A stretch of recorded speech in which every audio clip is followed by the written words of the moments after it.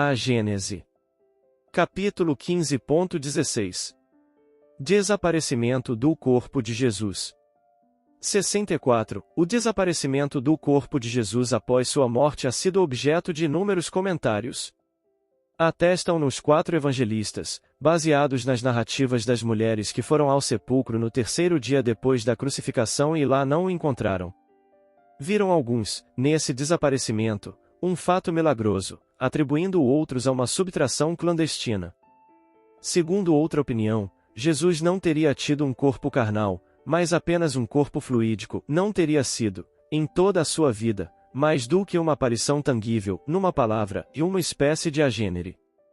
Seu nascimento, sua morte e todos os atos materiais de sua vida teriam sido apenas aparentes.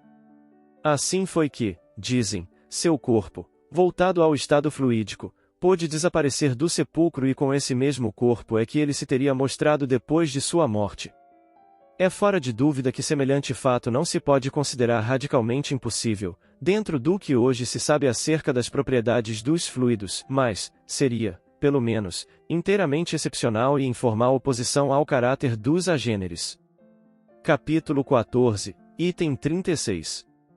Trata-se, pois, de saber se tal hipótese é admissível, se os fatos a confirmam ou contradizem.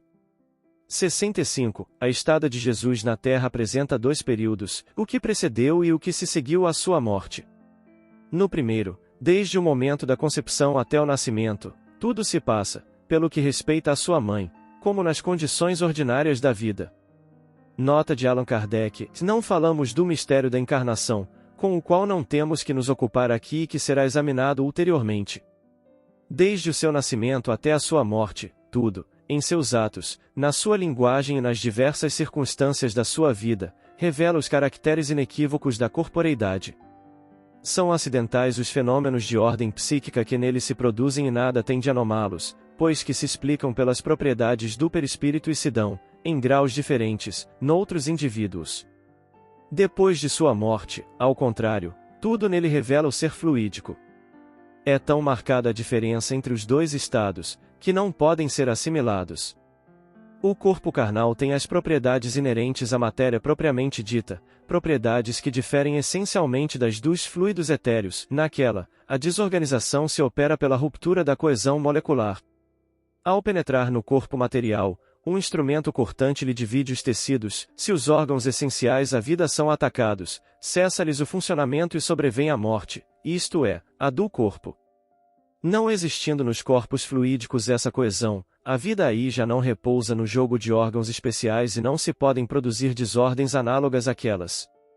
Um instrumento cortante ou outro qualquer penetra num corpo fluídico como se penetrasse numa massa de vapor, sem lhe ocasionar qualquer lesão. Tal a razão por que não podem morrer os corpos dessa espécie e por que os seres fluídicos, designados pelo nome de agêneres, não podem ser mortos. Após o suplício de Jesus, seu corpo se conservou inerte e sem vida, foi sepultado como são de ordinário os corpos e todos o puderam ver e tocar. Após a sua ressurreição, quando quis deixar a terra, não morreu de novo, seu corpo se elevou, desvaneceu e desapareceu, sem deixar qualquer vestígio, prova evidente de que aquele corpo era de natureza diversa da do que pereceu na cruz, donde forçoso é concluir que, se foi possível que Jesus morresse, é que carnal era o seu corpo. Por virtude das suas propriedades materiais, o corpo carnal é a sede das sensações e das dores físicas, que repercutem no centro sensitivo ou espírito. Quem sofre não é o corpo, é o espírito recebendo o contragolpe das lesões ou alterações dos tecidos orgânicos.